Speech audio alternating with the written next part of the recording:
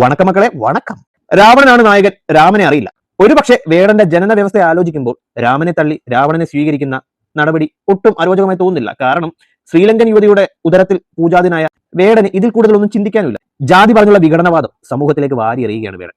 എടോ, തനിക്കൊന്ന് ആലോചിച്ചൂടെ? തന്നെ കേൾക്കുന്ന, തന്നെ അറിയുന്ന ഒരു കൂട്ടം കുട്ടികൾ ഇന്ന് സമൂഹത്തിലുണ്ട്. അവരുടെ ഉള്ളിലേക്ക് താൻ പാകുന്ന വിഷമാണ് ഇതെന്ന് ഒന്ന് ആലോചിച്ചൂടെ? എന്താണ് ജാതി പറഞ്ഞകത്തിയും നിറം പറഞ്ഞടിപ്പിച്ചുമാണ് നിന്റെ വിഘടനവാദം നീ സമൂഹത്തിലേക്ക് വിതറുന്നത്.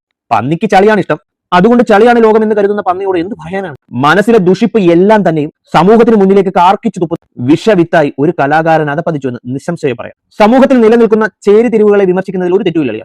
പക്ഷേ മുൻവിധികളോട് കൂടി ആരുടെയൊക്കെയോ അജണ്ടകൾ നടപ്പാക്കാൻ വേണ്ടി സമൂഹത്തിൽ ഭിന്നിപ്പുണ്ടാക്കുകയും വളർന്നു വരുന്ന തലമുറയെ തെറ്റായ രീതിയിൽ സന്ദേശം നൽകുകയും ചെയ്യുന്നു. നിന്റെ രീതികൾ പരിശോധിക്കപ്പെടേണ്ടതാണ്.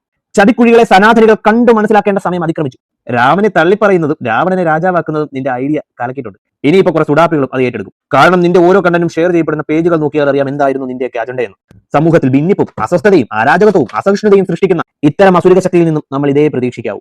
രാമോ വിഗ്രഹവാൻ ധർമ്മ എന്ന മഹത്തായ തത്വചിന്ത നമ്മൾ ഇനിയും ചിന്തിക്കേണ്ടി വരും. പുതുതലമുറ അതിലെ ശരി വരിക്കട്ടെ.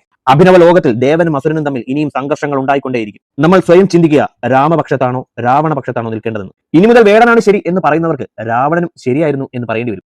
രാമായണം മാറ്റി എഴുതേണ്ടി വരും. എനിക്ക് വേറൊന്നുമല്ല, നിങ്ങൾ ഈ പോസ്റ്റർ ഷെയർ ചെയ്തിരിക്കുന്ന ചാനൽ വരാൻ നോക്കി. രാജ്യത്തെ വർഗീയ വിദ്വേഷം പരത്തുന്ന ജമാഅത്തെ ഇസ്ലാമിയുടെ ചാനൽ. വേടന്റെ പോസ്റ്റുകൾ കൃത്യമായി ഷെയർ ചെയ്യുന്നതും ഇതുപോലെയുള്ള ആളുകൾ. എന്താല്ലേ, ഒരു സമൂഹത്തെ ജാതിപരമായി വേർതിരിച്ച് തമ്മിലടിപ്പിക്കാൻ നോക്കുന്ന ഓരോ അജണ്ടകളെ. ഇവരുടെ ചിന്തകളിൽ നിന്ന് ഇനിയും വേടന്മാർ സൃഷ്ടിക്കപ്പെടും. കലികാലമാണ്, ഒന്നും പറയാൻ പറ്റില്ല.